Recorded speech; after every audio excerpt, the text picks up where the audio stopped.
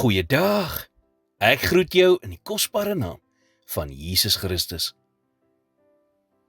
Kan jy vandag met eerlikheid sê, dat jy nog 'n honger en 'n begeerte het na God en sy woord?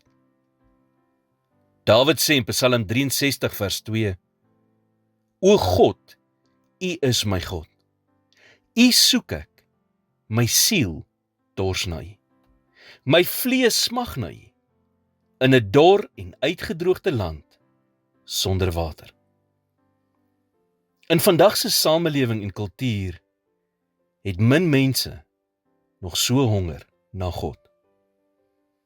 Mense vandag besel gereeld aan sosiale media, die nuutste nuus en die eindelose dinge wat die wêreld 'n mens mee besig hou, totdat hulle in 'n mate versadig voel. Maar daardie versadige gevoel is nie werklik nie. En dit bevredig ook nie werklik nie. Dit verdoof juis die honger wat God wil hê ons moet hê vir sy woord.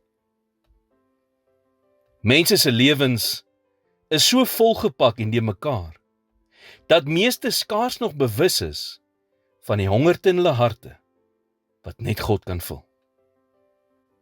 'n Onlangse studie het bevind, dat kosse meer geur vrystel, wanneer mense langer kou, in vergelyking met wanneer mense vinnig kou, en dadelik die kos afsluk. Nou dieselfde geld vir die woord van God.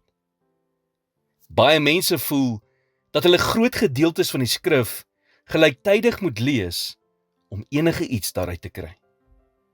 Maar dit is nie noodwendig waar nie. Selfs wanneer jy 'n groot gedeelte deurlees, is dit belangrik om 'n vers of gedagte te vind, om oor te mediteer, of aan te kou.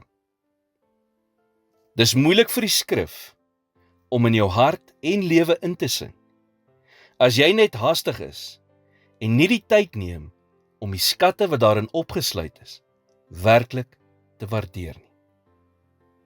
Dink so daaraan. Op die ou einde van die dag, is dit beter om 'n paar happies te vat, en dit goed te verteer, as om glad nie te eet nie. Here, help my om die dinge in my lewe te sien, wat my verhoed, om in my verhouding met U te groei. Kom wek in my 'n intense honger en begeerte na U en U woord. In Jesus naam bid ek dit. Amen.